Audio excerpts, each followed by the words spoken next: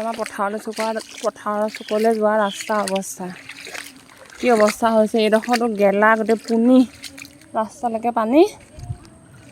আৰু অলপ ভিডিঅ' কৰি থ'ম যাতে সাহাৰ্য দিয়া সময়ত যদি চৰকাৰৰ যদি পইচা দিয়া সময়ত যদি বোলে এই ঘৰত পানী সোমোৱা নাই সেই ঘৰত পানী সোমোৱা নাইকৈ যদি পইচা খাবলৈ চেষ্টা কৰে মানে কাকো সুখে নেৰোঁ।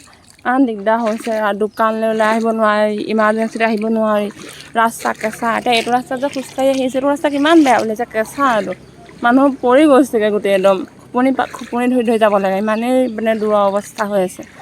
আৰু আগলৈ বহুত বেয়া সেইটো দেখাম। খাল ৰাস্তা সমান। এতিয়া আমি গাঁৱৰ মানুহ বুলিহে গম পাওঁ কোনপিনে গ'লে সুবিধা হ'ব কোনপিনে নহয়। বেলেগ কোনোবা আহিলে গমেই নাপাবতো ৰাস্তা নেখালে এই অৱস্থা মানে এতিয়া মানুহৰ এয়া অৱস্থা ইমান দ তথাপিতো আহিবলগীয়া হৈছে চাহ খাবলৈ কিবা আনিবলৈ। নাই দেখা নহয় কাকো। ৰেচন দিছে বুলি কৈছে পঞ্চায়তত। আমাৰ ভাইটিয়ে তেলৰ দামতো নিনিলে হ'বলা। তেল গ'লে অকণ সৰকৈ দিব নোৱাৰে, তেলত ঢালি দিলে হ'ব। সেই অকণমান তেল দিছে। নাই ঘৰত মানুহ কেইটা হনো সেইটো হিচাপত দিব লাগে। তেল অকণমান দিছে তেহেঁতিও বেয়া খং উঠিছে। তাৰমানে চৰকাৰলৈ খং উঠিছে নে পানীলৈ খং উঠিছে মই নিজে গম মানে। মই দেখিছিলোঁ এতিয়া ইণ্ডাষ্ট্ৰি ঘৈণীয়েকৰ পকেটটো তেল অকণমান, চাউলকেইটা মচুমাকেইটা সৰহ বা হ'ব সস্তীয়া মচুমাহে। তেল অকণমান সৰহকৈ দিব পাৰে ন, মানুহ এঘৰ মানুহ কিমান বাৰু হয় ন।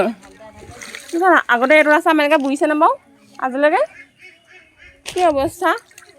হেৰি কৰিছোঁ GPS ভিডিঅ' কৰি থৈছোঁ নহ'লে সাহাৰ্য দিব সময়ত সাহাৰ্য দিয়া কোনে দায়িত্ব ল'ব, লগতে দায়িত্ব আমাক গোটেই চুকটো দিব আকৌ।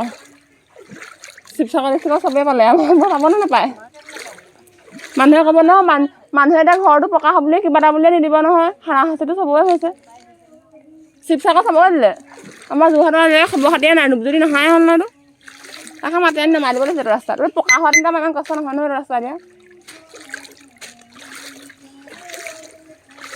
এইটো আমাৰ ঘৰলৈকে সেইডোখৰলৈকে একদম শেষলৈকে ৰাস্তা পোৱা।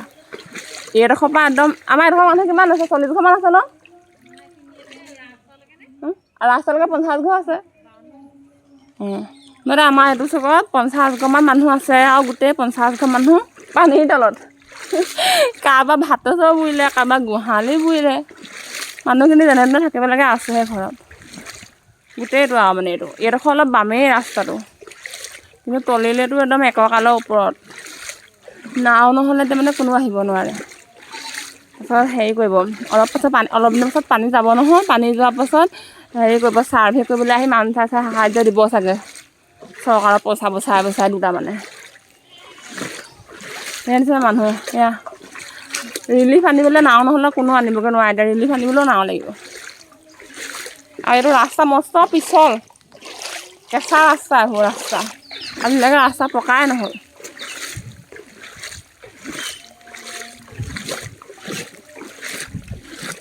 ৰিলিফ আনিবলৈও নাও নহ'লে নহয়। এইটো আমাৰ ৰাস্তা চিন আছে নে বাৰু, আমিহে যাব পাৰিছোঁ, কোনোবা আহি পাৰিবনে বাৰু ইয়াত। ৰুই দিব লাগে শুকোৱাৰ পাছত। GPS ভিডিঅ' কৰি থৈছোঁ, পাছত নিদিব নহয় সেই পইচাটো বেয়া দিম ওলাই আহিব নোৱাৰি। ইমান মোক খঙে ৰাতিপুৱা মোক খঙে উঠি আছে। বিস্কুট নাই খাবলৈ দোকানলৈ যাব নোৱাৰি, কিমান পানী চাই গ'ল। তাৰপৰা ইয়ালৈকে গোটেই ৰাস্তা বোৱা, আকৌ কেঁচা ৰাস্তা ফেদা ৰাস্তা, আকৌ চিন চাবেই নাই। সেইবোৰ মানুহ ভুৱঁত আনিছে ৰিলিফ দিবলৈ, ভুৱঁত আহিবলগীয়া হৈছে। দুদিনমানৰ পাছত দুটামান আহিব নহয় পানী শুকা ঘৰ চাই হেৰি দিবলৈ। মানুহৰ ঘৰ বুৰি আছে, দেখিবলৈ ঘৰটো ওলাই আছে কিন্তু তলখন মানুহৰ অৱস্থাই নাই। ভাতৰ চৰু বনোৱা জেগা, গৰু গোহালি ছাগলী বন্ধা। সেয়া এইটো আমাৰ ঘৰটো পকা আকৌ আমি বনোৱা ঘৰ নহয়। মোৰ পাপাহঁতে বনাই থোৱা ঘৰহে, মানুহো নাই এতিয়া, মানুহো ঢুকালে অৱস্থা। এয়া এইপিনে ঘৰ, এয়া পানী, ঘৰ আৰু পানী আৰু বেলেগ একো নাই। ভল গোটেই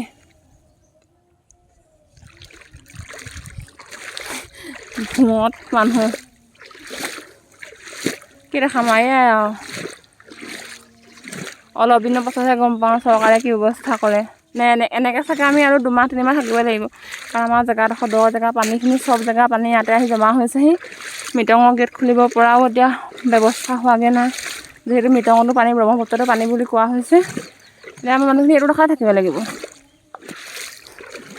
খোজকাঢ়িবলৈ দিগদাৰ হৈ গৈছে পিছৰ ৰাস্তা এই অৱস্থা